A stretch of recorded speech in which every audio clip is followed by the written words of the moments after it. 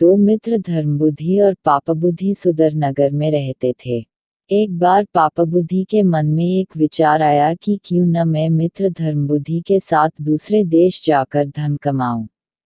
बाद में किसी न किसी युक्ति से उसका सारा धन ठग हड़प कर सुख चैन से पूरी जिंदगी जीऊंगा।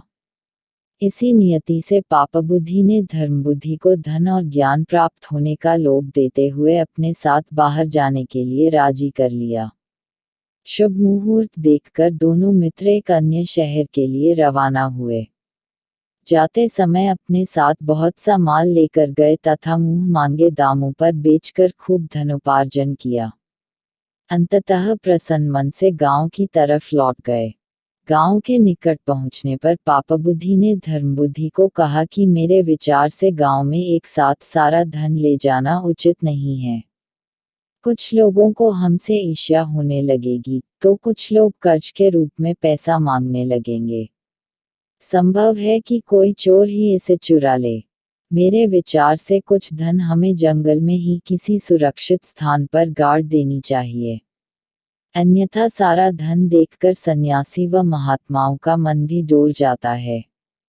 सीधे साधे धर्मबुद्धि ने पुनः पापबुद्धि के विचार में अपनी सहमति जताई। वहीं किसी सुरक्षित स्थान पर दोनों ने गड्ढे खोदकर अपना धन दबा दिया तथा घर की ओर प्रस्थान कर गए। बाद में मौका देखकर एक रात को बुद्धि ने वहां गड़े सारे धन को चुपके से निकालकर हथिया लिया।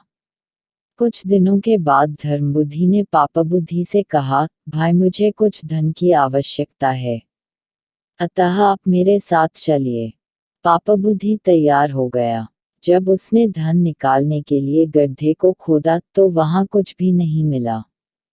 पापबुद्धि ने तुरंत रोने चिल्लाने का अभिनय किया। उसने धर्मबुद्धि पर धन निकाल लेने का इल्जाम लगा दिया। दोनों लड़ने झगड़ते न्यायाधीश के पास पहुंचे। न्यायाधीश के सम्मुख दोनों ने अपना अपना पक्ष प्रस्तुत किया। न्यायाधीश ने सत्य का पता लगाने के लिए दिव्य परीक्षा का आदेश दिया। दोनों को बारी बारी से अपने हाथ जलती हुई आग में डालने थे। पापबुद्धि ने इसका विरोध किया। उसने कहा कि वन देवता गवाही देंगे। न्यायाधीश ने यह मान लिया। पापबुद्धि ने अपने बाप को एक सूखे हुए पेड़ के खोखले में बैठा दिया। न्यायाधीश ने पूछा तो आवाज आई कि चोरी धर्मबुद्धि ने की है। तभी धर्मबुद्धि ने पेड़ के नीचे आग लगा दी। पेड़ जलने लगा और उसके साथ ही पापबुद्धि का बाप भी। वो बुरी तरह रोने चिल्लाने लगा। थोड़ी देर में पापबुद्धि का पिता आग से झुलसा हुआ उस वृक्ष की जड़ में से निकला। उसने वन देवता की साक्षी का सच्चा भेद प्रकट कर दिया। न्यायाधीश ने पापबुद्धि को मौत की सजा दी और धर्मबुद्धि को उसका पूरा धन दिलवाया। सीख, मनुष्य का यह धर्म है कि वह लाभ की चिंता के साथ हानि की भी चिंता करे।